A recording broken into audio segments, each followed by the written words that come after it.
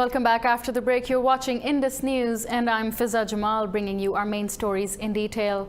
Iran has called on all foreign forces to leave the Middle East. Foreign Ministry spokesman Abbas Mousavi says the region's states are capable of maintaining security. Tensions between Tehran and the West have continued to rise since Britain seized an Iranian oil tanker off Gibraltar last week. Mousavi accused the UK of taking the action under US pressure. The UK claims Iranian forces impeded a British tanker near the Strait of Hormuz yesterday.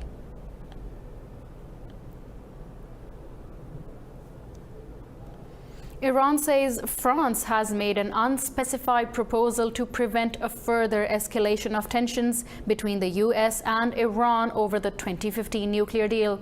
Iranian Foreign Minister Javad Zarif did not share details of the proposal made during French presidential advisor Emmanuel Bon's visit.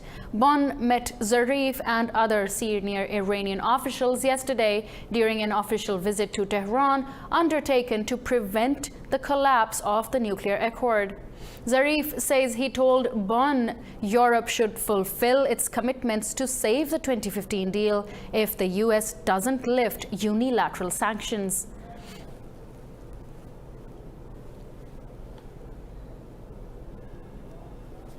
And in another related development, Gibraltar police have arrested the captain and chief officer of a seized Iranian oil tanker. The two officers are Indian nationals. Police say the tanker breached EU sanctions by shipping oil to Syria. Gibraltar police are interrogating both officers who have been accorded legal entitlements and consular access. Police say the investigation is ongoing and the tanker is still detained. The arrests come after London and armed Iranian boats tried to impede a UK supertanker in the Gulf. And the Pentagon says it plans to provide naval escorts to vessels in the Gulf. This comes a day after the UK accused Iran of impeding a British oil tanker near the Strait of Hormuz. Joint Chiefs of Staff nominee General Mark Milley said the US is working to build a naval coalition to protect commercial shipping near Iran. In a testimony to the US Congress, he said the coalition would be finalized over the next couple of weeks. Milley said freedom of navigation is fundamental and should be respected by Iran. Meanwhile, news reports say the US has delayed the imposition of sanctions on Iran's Foreign Minister Javad Zarif. This has raised hopes of diplomatic engagement. Turkey said it has taken delivery of the first batch of parts for a Russian air defense system that strained ties with its NATO partners. The Defense Ministry says components for the S-400 systems will continue to arrive over the coming months. Turkey placed its order for the advanced Russian systems in April 2017. Urging Turkey to instead buy its similar Patriot system, the US has threatened to expel it from the F-35 warplane program. Washington argues the S-400 is incompatible with NATO's defense network and could compromise the F-35.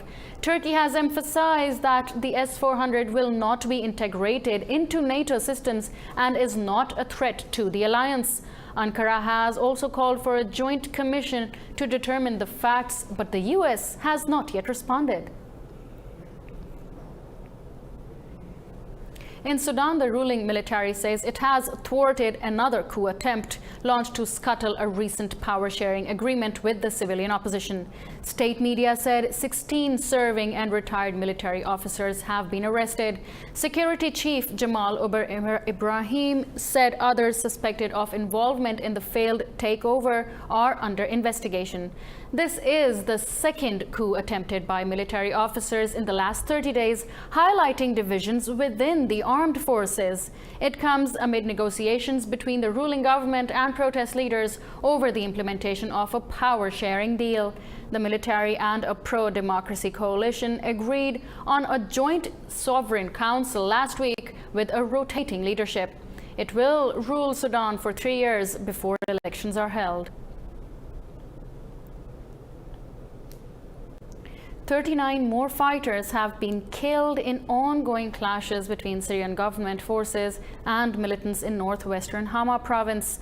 Over 120 have been killed in the past 48 hours. Monitors say government forces have regained land from militants in an advance on the village of Hamamiyat. Former Al-Qaeda militants seized control of the village and a hilltop earlier this week. Monitors say fighting is ongoing across northwest Syria as regime planes and artillery pound the region.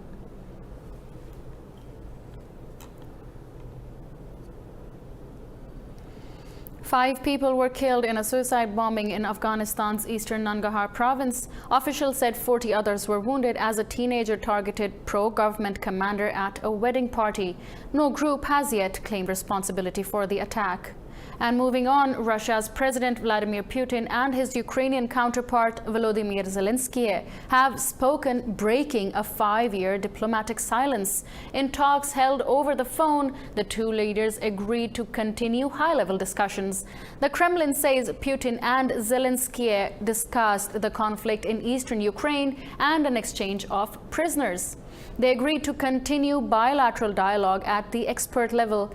Moscow says the possibility of continuing diplomatic contacts through the Normandy format was also considered.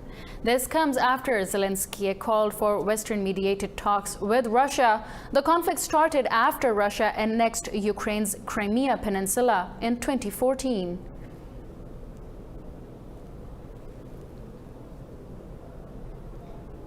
And for more on this diplomatic breakthrough, we are joined by our Moscow correspondent, Harry Horton. Thank you, Harry, for giving us your time. So first, how significant is this resumption of dialogue between Russia and Ukraine?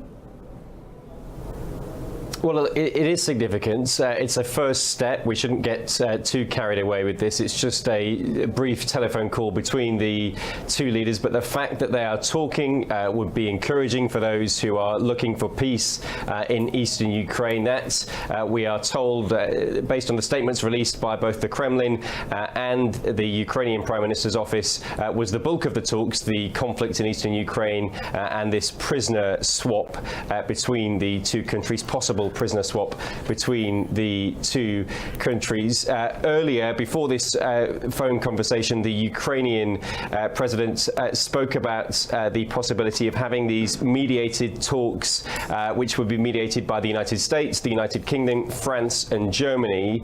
President Putin responded to that. He was slightly more cautious about the possibility of those talks. He said that, first of all, he wants to see elections in the Ukrainian parliament, see how that plays out, and he said he wasn't sure whether those countries would be willing to mediate those talks. So clearly there's a very long way to go before we can get to the possibility of having those peace talks. But I think the fact that the two leaders are talking will be an encouraging sign to many people who hope to try and end this conflict in eastern Ukraine that's been going on since 2014.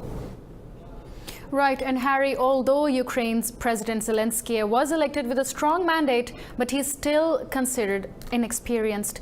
Does he have the domestic support and negotiating skills to strike a deal with Vladimir Putin?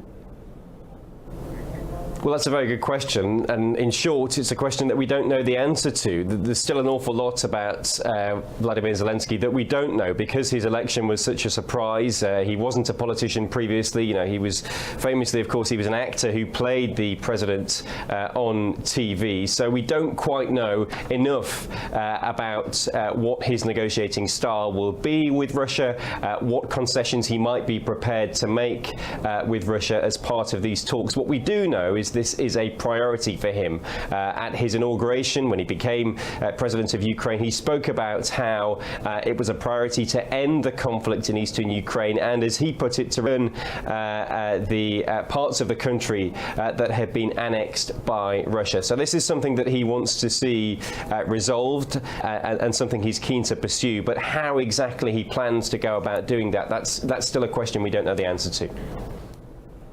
And Harry, there was a breakthrough last month in relations between Russia and Europe as well, following Prime Minister Medvedev's visit to France. As host of the Normandy format talks, how important is France's role in this situation?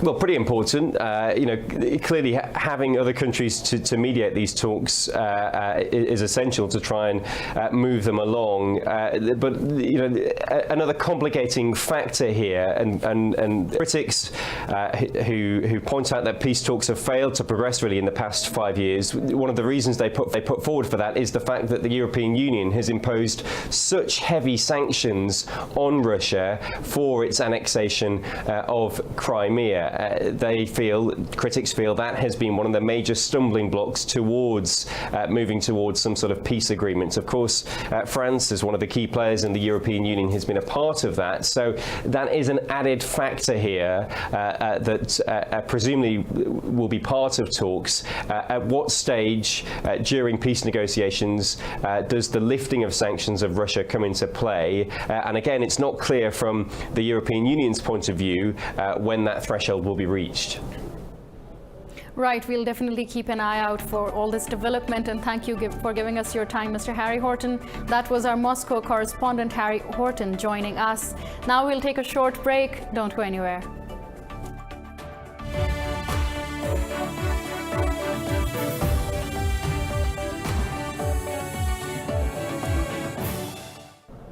Welcome back after the break. We'll continue with our main stories.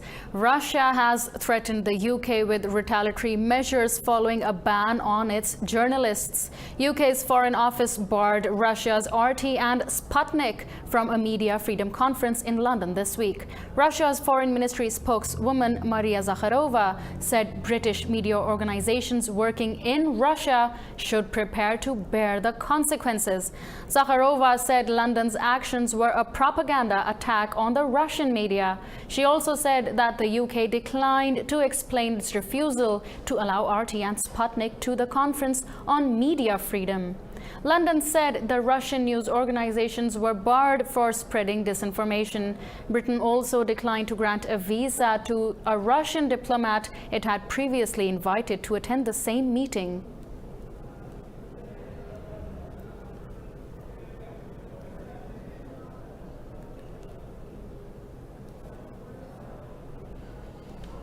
Prime Minister candidates Boris Johnson and Jeremy Hunt have promised to stand up for UK's diplomats around the world. This follows the resignation of Britain's ambassador to the US, Kim Darroch, over leaked memos that attracted criticism from President Donald Trump. Foreign Secretary Hunt says he has written to all British diplomats, promising always to back them to the hilt. Johnson, the favorite to succeed Prime Minister Theresa May, flip-flopped, pledging to stand by UK's ambassadors after refusing to back Darroch earlier. The UK will stand up for the UK interest. The UK will stand up for, and I will stand up for our fantastic diplomats across the world. I just don't think that their careers should be used as political footballs. Boris Johnson came under fierce criticism from both sides in Parliament for earlier declining to support Darroch. Moving on, Germany's Chancellor Angela Merkel has asked her Social Democrat coalition partners not to thwart Ursula von der Leyen's bid to lead the European Commission. She criticized the SPD for failing to back the German defense minister's candidature for the EU's top job. Merkel said the opposition to von der Leyen has created a domestic political crisis which has impeded governance in Germany. MEPs have alleged the German minister's nomination was forced on them. Earlier, incumbent EU Commission President Jean-Claude Juncker said von der Leyen's nomination was not transparent. The European Parliament will still vote on her nomination next Tuesday. UN agencies have appealed to Europe to restart government rescue operations for migrants in the Mediterranean Sea. In a statement, the UN agencies for migration and refugees pressed the EU to assist people at risk. This comes amid a crackdown by Italy and Spain on NGOs mounting rescue missions. The UN agencies called on the EU to improve conditions at migrant camps in Libya, the launchpad for crossings to Europe.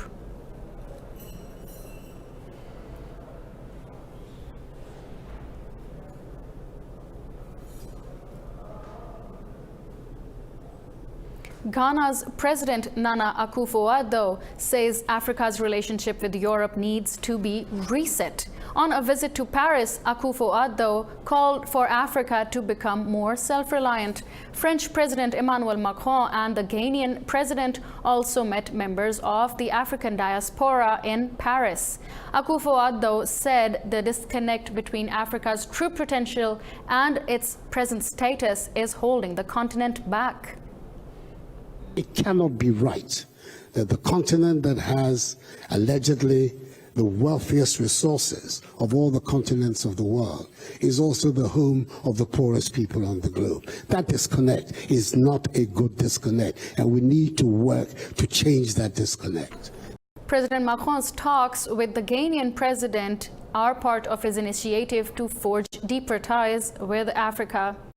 Now we move on to Libya, where a car bomb has killed 4 people at a funeral of a former military in the eastern city of Benghazi. Medics say at least 15 others were wounded in the attack. Security officials say it was the first attack in the city for over a year.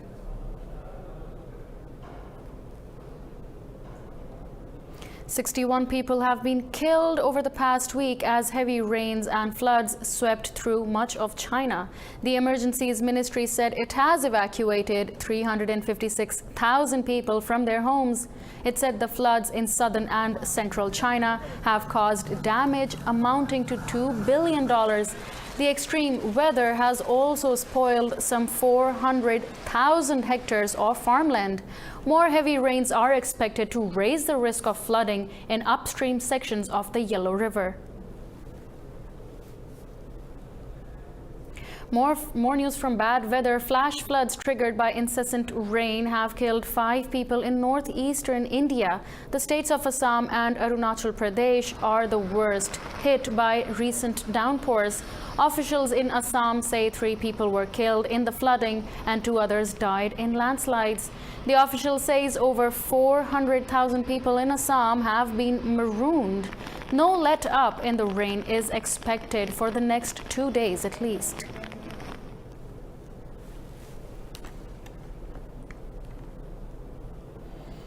Commonwealth Secretary-General Patricia Scotland has said Pakistan's role in peace building is unprecedented.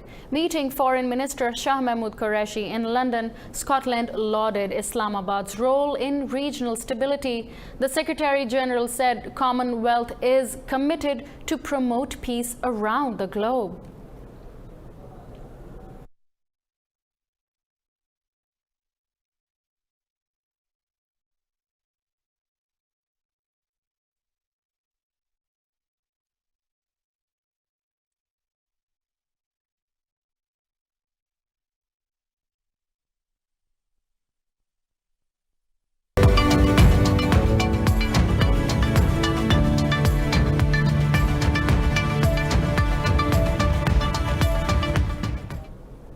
Let's take you to the world of business, where Washington has accused China of backsliding on promises to increase American farm imports.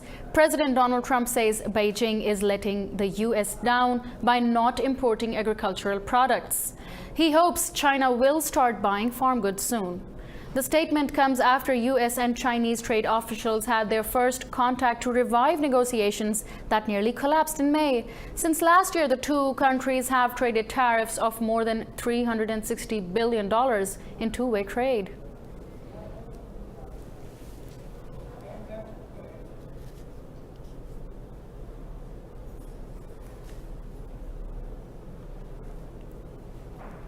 Trump is also hitting out at Libra. U.S. President Trump has told Facebook to obtain a banking license before launching its cryptocurrency Libra. Trump said any company wanting to operate like a bank must be subject to all banking regulations. The U.S. president said digital currencies are not money and can enable criminal activities such as drug trafficking.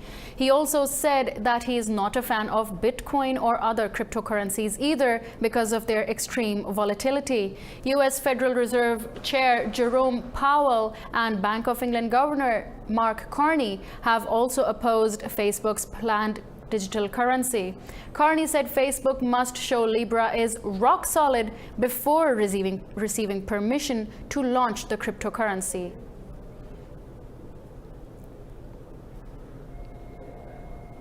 And Asian stock markets are treading water after Singapore published data showing its economy shrunk more than expected in the second quarter. Singapore reported its slowest annual growth in a decade, sharply down from the start of the year.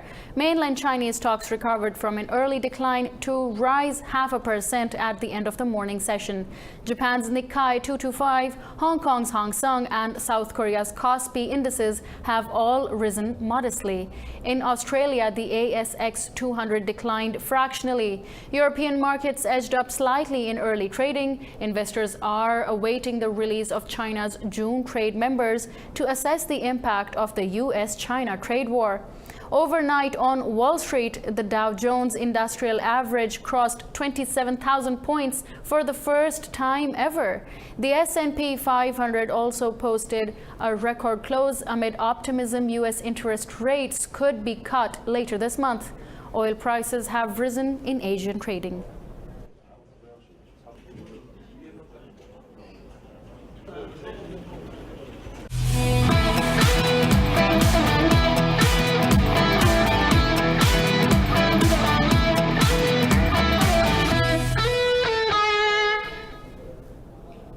In the world of sports, we'll start with the Africa Cup. Tunisia and Algeria have qualified for the semi-finals of the Africa Cup of Nations. Tunisia defeated Madagascar by 3-0, while Algeria ousted Ivory Coast 4-3 on penalties. After a goal-less first half, Tunisia's midfielder Ferjani Sassi opened the scoring against Madagascar in the 52nd minute. Striker Youssef Msakni then doubled the lead with a short-range strike. Naim Sliti scored the third goal to seal the semi-final slot for Tunisia. Algeria defeated Ivory Coast 4-3 on penalties after they drew 1-1. The two sides will face off in the semi-finals this Sunday.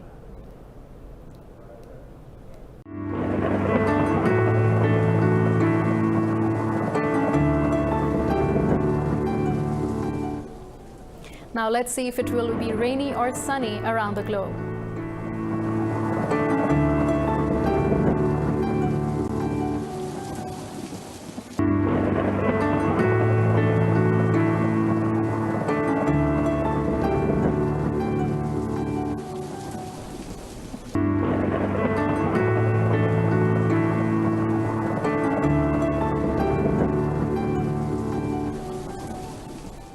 On this note, we'll end our main stories in detail for this hour. You can choose to keep tabs on all of our social media. Just find us by the name indus.news.